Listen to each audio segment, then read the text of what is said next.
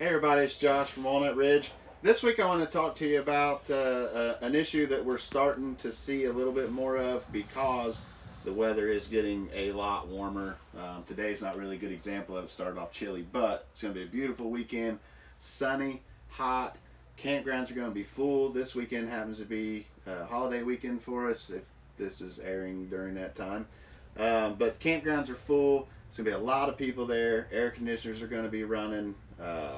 And just radios outside and people enjoying the weekend.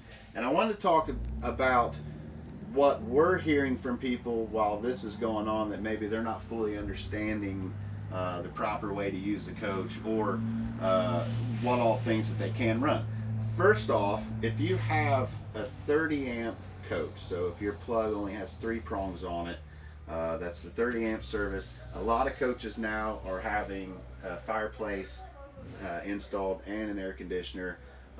Most of the time, this is just a heat source for just taking the chill off, and then a big part of the time, I think it's used mostly just for aesthetics. Just it looks nice while you're running it. But if it's a 30 amp coach, they have to have a way to share that power with the air conditioner. So this one actually has a switch. You have to switch back and forth. So keep that in mind. If your camper, if your air conditioner won't come on, it's not doing anything at all, and you're on 30 amp and you have a fireplace, check and see if you have a switch. Some of these don't have switches. Some of them are just built-in load shed at the converter that will automatically choose whichever one is powered on. One will override the other, and then it won't switch back until you turn something off and turn it back on. So just something to keep in mind. But another thing I want to talk about, the complaint we're getting is this particular customer kept tripping their main breaker, the 30 amp breaker, in the coach, and they said all we were running was our air conditioner was on. They were using their central vac that this one has in it, and then this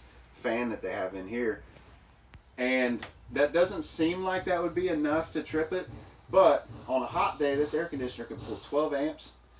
That vacuum, we checked the label on it, it pulls 9 amps when it's running. So now we're at 21 amps of your 30 amp service. The fan is probably very low amperage, maybe an amp or two, so you would think you'd be under, but probably what they're not thinking of is the converter's running, which is converting that AC power to DC to keep your battery charged, run all these lights in here, so that's pulling power. The refrigerator was probably running on electric. If it was set on auto, it's going to automatically pick electric, and so that's got a heating element that's going to work in it. Or if it's a residential type, then it's just like the one in your house. That's going to pull power. The water heater, had they used water recently and it needed to reheat, it could have been running, which is a pretty strong element in the water heater.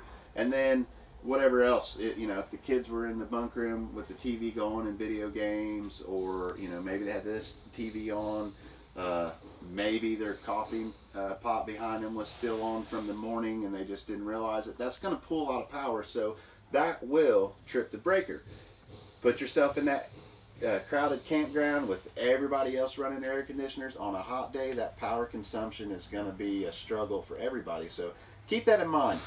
If you're having issues with something tripping, you may not actually have a problem. It might just be that we're running too much, but don't take chances. If it's a continuous thing and it always happens, definitely want to get it checked out and service and make sure there's no underlying issue. So hopefully this will help you this summer on the hot days and enjoy your camper out there and not have breakers tripping on you and your AC shutting down. So we'll see you next week. Thanks.